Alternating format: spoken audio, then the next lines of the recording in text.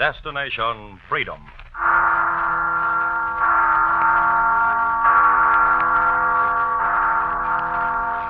Listen, it's the Freedom Bell.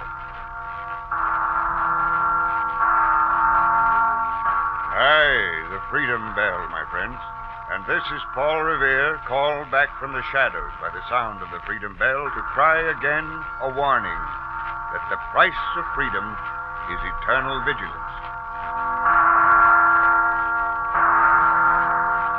Destination Freedom is presented by station WMAQ in the interest of human freedom the world over. Paul Revere is the symbol of warning, ready to ride down the skies to shout an alarm. His destination, now and forever, freedom. Today is Christmas Eve. Tomorrow, most of the civilized world will pause to celebrate the birthday of Jesus, the Son of God, sent by him to save the world. But then, as now, the world seemed bent on its own destruction, and Jesus was destroyed by it. So most men, even yet, sacrifice good and perpetuate evil. From the littlest act to the biggest deed, the world is permeated with evil. It is small wonder that peace on earth and goodwill toward men remain elusive goals.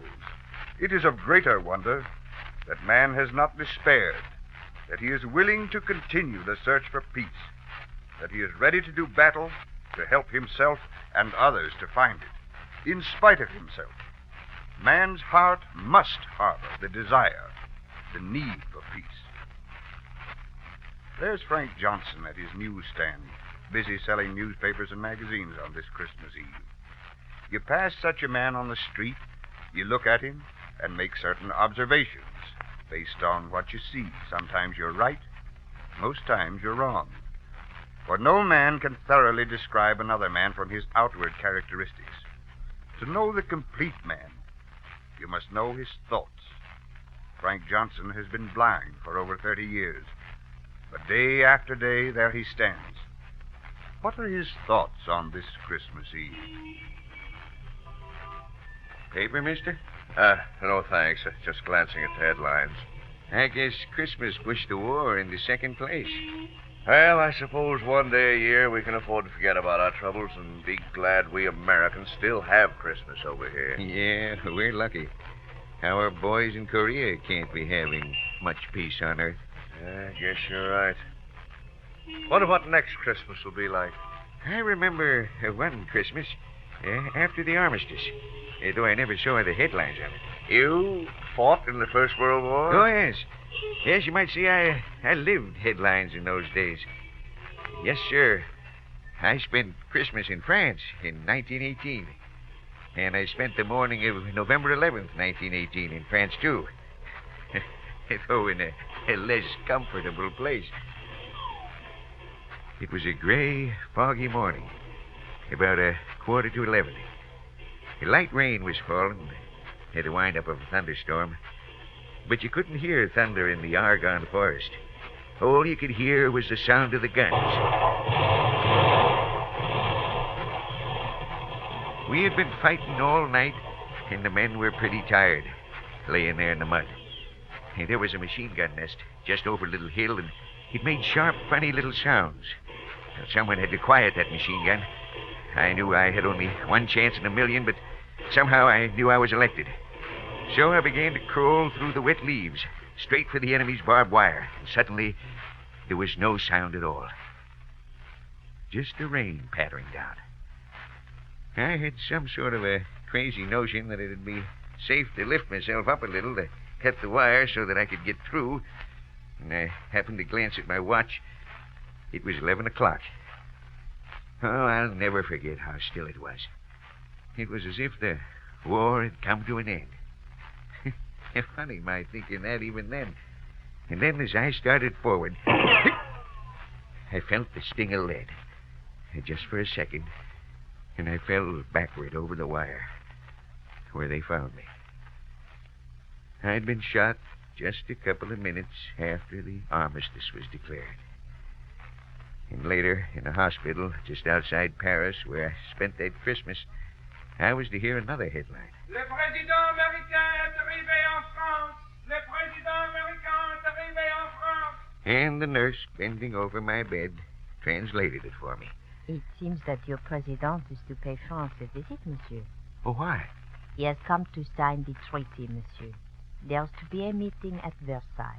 Then it's really the end of the war, Enners? I hope so, monsieur. The end of the war to end all wars.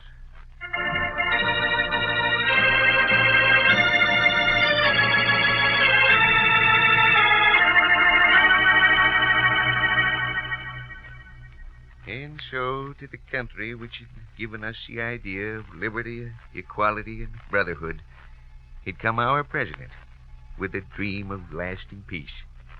But the war was not so quickly over. Around the long, glistening table in the Hall of Mirrors at the old Chateau of Versailles, man again fought with man. Greed and revenge presided over the conference.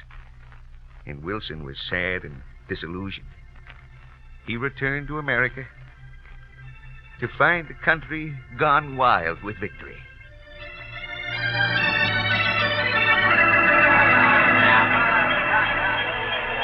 Happy New Year, Frank. What? Huh? Oh, yes. Happy New Year. See the papers? Biggest New Year's this country's ever seen. Oh, it's sure fine to be back in the good old USA. What are you going to do now? Find a job, if I can. Well, you know, Frank, it's not like it was when you went across. I'm not expecting much. Just a chance to make my way. So what are you staring at? Nothing. Then what's the matter with you? Why don't you look at me? You act as if you didn't know me. Oh, I'm sorry. I do know your voice, but the fact is I can't see you. Frank, you mean you're... It's all right. I'm sure even a blind man can find something to do. And I did find something to do. I found a newsstand. This newsstand, where I've been selling papers ever since. And I found out something interesting about selling newspapers. You can sell them by selling headlines, you know. I'd have the boy who brought me the papers read me the headlines every morning. In that way, I'd get to know what was happening day by day. And I got to see a lot of things behind the headlines, by the things people would say when they read them. Sometimes they'd stop and talk, like you've stopped and talked, and I found out there were a lot of things you could see inside of you. I began to see things that I'd never understood before. What we'd been fighting for in France. You know, when you're in a war, you don't have much time to think about it. I felt proud that I'd been a part of it. But then, one day, I began to get a little worried. Well, son, what's in the headline today? I think Wilson's going to die, and there's a lot of trouble about the League of Nations. I don't think America's going in. Well, then what's going to happen to Europe? Well, I guess we got enough to worry about in this country without sticking our noses into other people's business. And I guess we did have enough to worry about. But I kept thinking something had gone wrong somewhere. And I didn't feel somehow that even with the end of the war, that the trouble was all over. But there were other things to think about in those days. We had a new president, and the country was trying to get back to normalcy, they called it. But it looked to me like instead of getting back to normal, people were getting a little more crazy. I remember a fella came by one day singing, Yes, we have no bananas.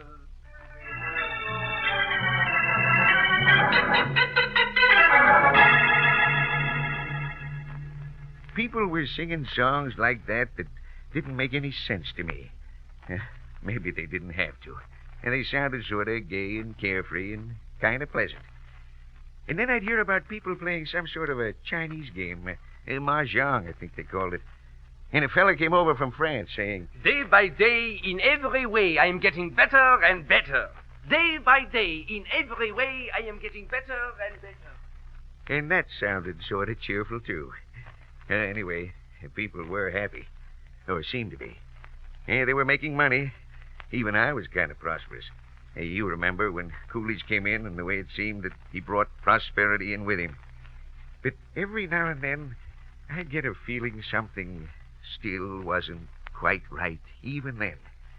I'd hear high-powered cars going by.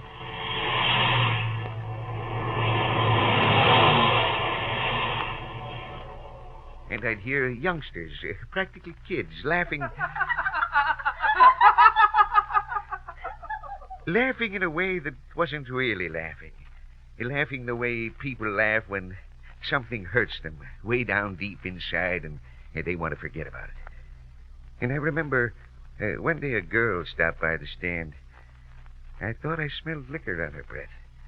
And by her voice, I knew she couldn't have been more than 18 or 20. Hiya, Pop. Ooh, you don't mind if I lean on you for just a second, do you? No. Hey, what's the matter? You dizzy? Oh, that's good. Dizzy. That's just what I am. So's your old man. So's the whole cockeyed world. And now you wouldn't be a little under the influence? Oh, you're just jealous. You want the telephone number of my bootlegger? No, thanks. You're a smarter man than I am, Gunga Din. You'll go blind drinking this hooch. You're young. You don't need this stuff. Horse feathers. People drink to forget, don't they? What are you trying to forget at 20? Everybody's going to pot, aren't they? Why shouldn't I? Why don't you get wise, Pop? Hooray! Merrily we go to pot.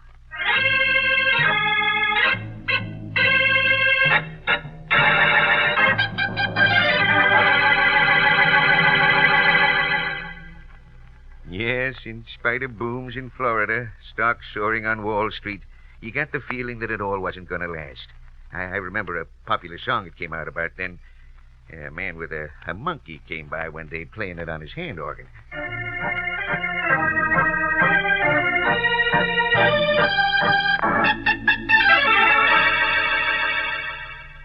I'm forever blowing bubbles. All that prosperity was just like a bubble. And one day, it was in October, a man jumped out of a window just down the block. That was a headline, too. Stocks falling, money melting away, prosperity melting away. Everyone was paying the piper.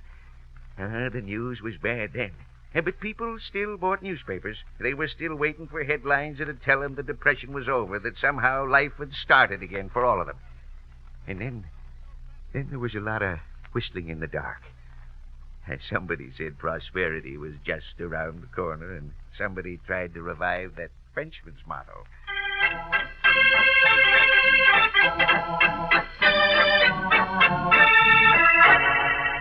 Every day, in every way, I am getting better and better. Every day, in every way, I am getting better and better.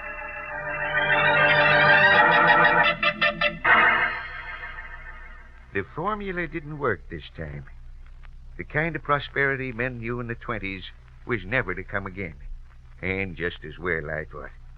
You began to see people who never talked to each other walking down the street together, being friends.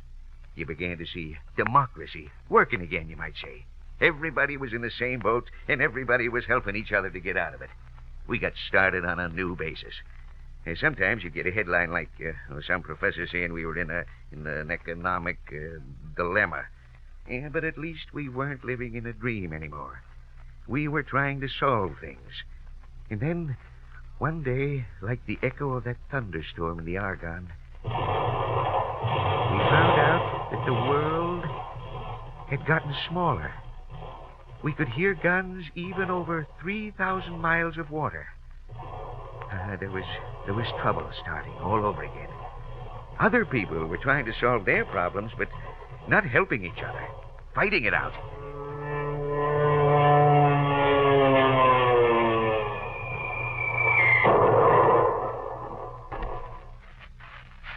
Death was falling out of the sky, and out of this new thunderstorm came lightning that struck down country after country, almost faster than the presses could turn out the newspapers to tell about it.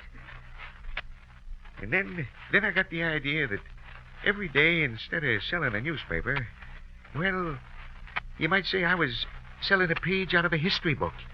And I was selling a kind of a freedom, too, for a couple of pennies. The freedom for men to have opinions and tell other men about them. freedom that any man could buy, no matter how much or how little money he had. Real freedom. The freedom of the press.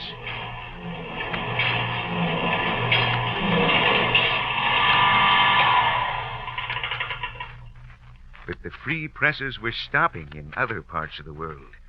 And headlines were being perverted in Germany, in Italy, in Russia. And when on December 7th, 1941, there was another war headline. Pearl Harbor bombed.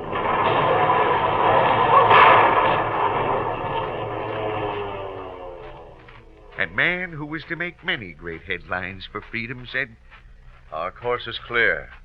Our decision is made. When you see a rattlesnake poised to strike, you do not wait until he is struck before you crush him. In future days, we look forward to a world founded on the 4 essential freedoms. Freedom from fear, freedom from want, freedom of speech, freedom of religion. But as for now, with confidence in our armed forces, with the unbounding determination of our people, we will gain the inevitable triumph. So help us God.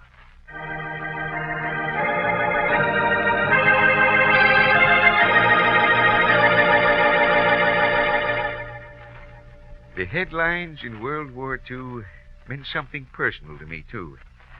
In an air raid over Plasti, I lost my son. His birth, 22 years before, had cost his mother's life, so now I was all alone. And in Washington, another president, a great worker for freedom, gave his life to the cause of peace on earth. Nation mourns FDR. But when, after all, the awful news began to get better, there came another kind of a armistice day. This one they called VE Day. And President Truman said, I know that tonight the nation celebrates the victory over Germany.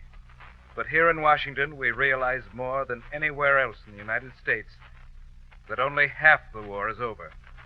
This is no time for relaxing. The work must go on. Our men in the Pacific must be supplied. Every minute we stay away from our jobs may cost the life of an American soldier. We still have a war to win. Let us get on with it.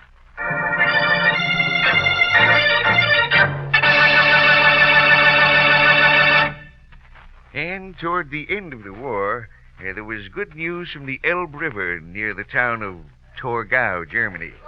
Or so we thought at the time. Come on, man. There they are. Hey, are those Russians, Lieutenant? Who else? All over the mud on both of us. You can't tell us apart. Hey, Tavares. Hey, what does that mean? Means comrades, you dope. Come on. Oh, Amerikansky. You are lieutenant? Yeah, that's right. My name is Second Lieutenant William D. Robertson, U.S. First Army. These are my men. I am Lieutenant Alexander Silvansko, 1st Ukrainian Army. We must be the first Americans and Russians to get together. This calls for a celebration. First we embrace, yes? Well, I guess so. Okay. Amerikansky's friends of Russia. That's right. Friends, comrades, whatever you like. We must make this a moment to remember. Yes, we should have vodka. Instead, German champagne. But it is appropriate to use it on this occasion. Shall we drink from the bottle? No, wait a minute. These 10 cups aren't exactly wine glasses, but they'll do. Is there enough for our men as well? Champagne for everybody! Well, here's to your health, Lieutenant. To Russia. To America, my friend. No more war, only peace. America and Russia, friends forever. That's right, that's it.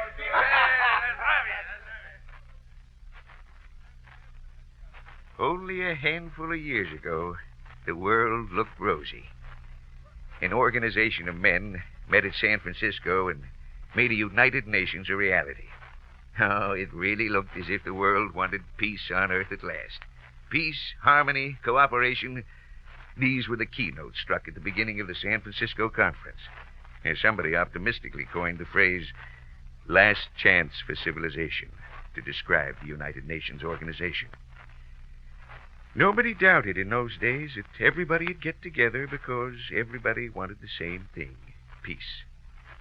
And then, on one hot, sultry afternoon in midsummer, something happened to make that phrase, last chance for civilization, really take on meaning.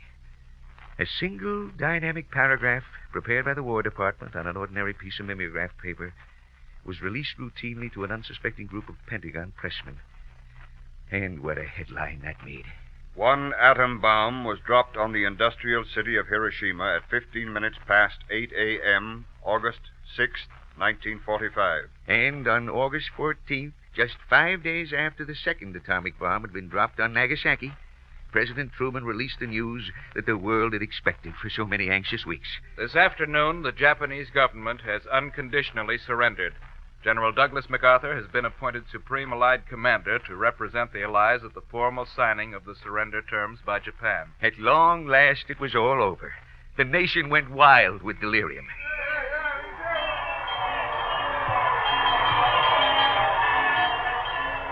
The nation took off on a 2-day holiday and began immediately to ask for that post-war world they'd so long been promised. Automobiles that had been put up for the war for lack of gas suddenly came out of a 4-year hibernation.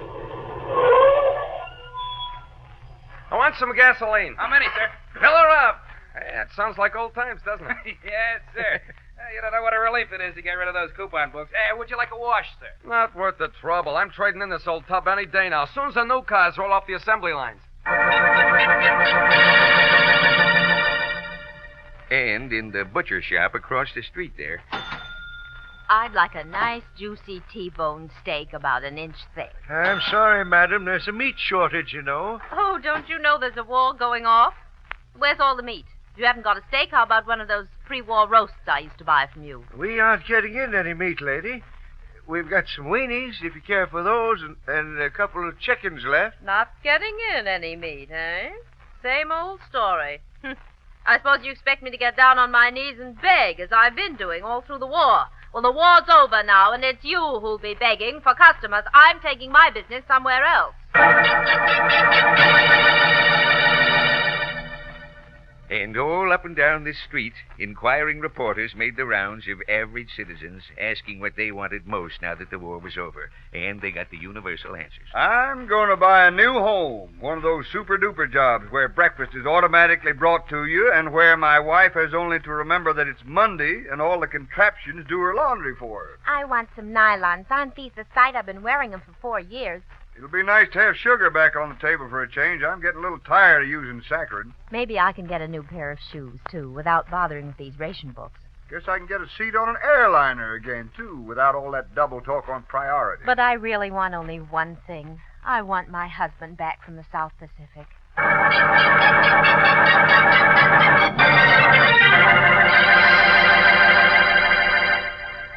Yes, new homes, nylons, sugar, shoes, automobiles. They're getting the boys home from the Pacific and from Europe. These were the first headlines in people's hearts after World War II. But there were disappointments. No, my husband isn't coming home for another year. He hasn't enough points. I don't see why my boy has to be part of the occupation army. Yes, my boy's out of the army, all right, but he can't get a job. He can't seem to get adjusted. And those who stayed at home were not finding it easy to get adjusted either. Building materials are scarce. No new homes for months. Rationing will continue on important items such as sugar. Emergency declared not over yet. Strike in transportation. Reconversion may be set back 2 years by shortages. Coal miners strike. General Auto strike. Strike! Strike!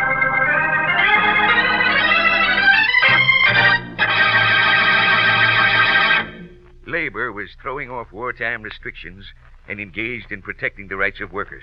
They wanted more wages because of rising prices. Peace wasn't so wonderful. Well, not the kind of peace we had in 46 and 47. And on the world front, there was a new word creeping into the headlines, coined by the United Nations. Remember? Gentlemen of the United Nations Assembly, please come to order. Before we prepare the United Nations Charter for the ratification of the countries here represented, there is still a vote to be taken on Article 27 pertaining to the voting procedure. Any discussion from the floor? Well, I don't suppose they care what a reporter thinks, but I'm against it. That kind of veto can make plenty of trouble. What difference could it make? All the difference in the world. It could gum up the entire works. You're crazy. The Big Five are boss, and they're one big happy family. Sure, but they haven't tangled yet. Wait till they begin to settle Trieste, Franco, Spain, and the Orient. What's the veto got to do with them? Everything. One veto can rule out the settlement of any given dispute. But it won't be used except as a last resort in a really big emergency. Yeah? Well, wait and see. Look, everybody's sick of war. Everybody wants peace. Nobody's going to veto that.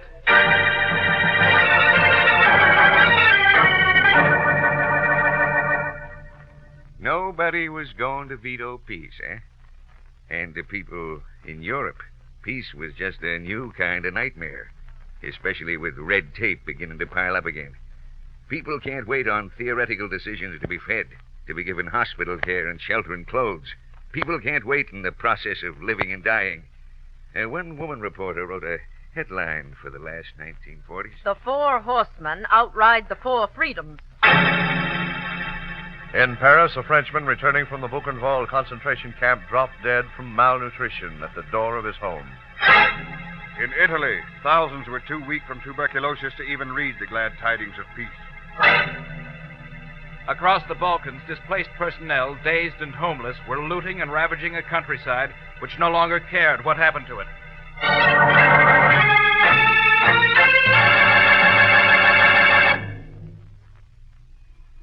Yes, the 1940s had the most terrible headlines of all times. And now, in 1950, at this Christmas time, we have more headlines about war and killing. Oh, but here I am rattling on like this, wearing you out. I guess you'd like to get home to your family on Christmas Eve. Excuse me. Not at all, not at all. You're blind, and yet you see all this. Sure, like I told you. When you're blind, you see a lot of things. You see the past, you see the present, and you get to thinking of the bad news every day is getting better someday. You keep dreaming of the greatest headline of all, peace on earth, goodwill toward men. Think that day will ever come? I don't know. But there's one day I hope will never come. That's when men stop fighting for the things that are really worthwhile. When men are willing to give up their freedoms and to be bonded into slavery. The day when men, whoever and whatever they are, stop fighting to defend their rights to life, liberty, and the pursuit of happiness. That's the kind of a Christmas I hope we'll never see. God bless us all, sir.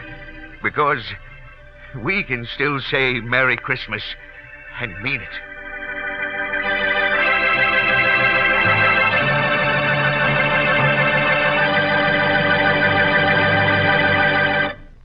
To know the complete man, you must know his thoughts. So you've come to know Frank Johnson and his dream of peace on earth and goodwill to men. Aye, that's the dream. The dream of a world of men. And down through the ages, I've seen that dream coming closer and closer to full and complete realization. Wars have been fought, aye, that's true. And men have died for the freedom we seek, and they're still dying. On this Christmas Eve, the battle for freedom has reached a major crisis. And on the solution of this crisis hangs the future of freedom and our progress toward the full realization of the dream. You can bring joy to the world if you bring freedom to the world. So on this Christmas Eve, dedicate yourself to freedom for all men. Dedicate yourself to live, fight, and even die for freedom.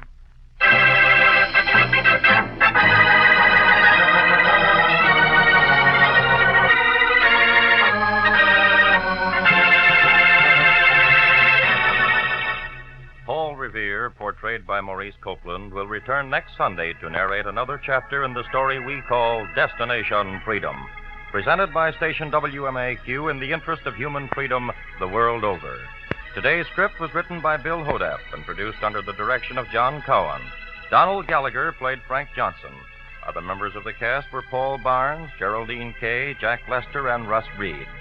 The special music was composed by Emil Soderstrom and was played by Helen Morton and Jose Bethencourt. Our engineer was George Wilson. Sound effects by Cliff Mueller. This is Charles Chan reminding you that the sound of the Freedom Bell is your invitation to follow Paul Revere along the road to Destination Freedom. This is NBC, the national broadcasting company.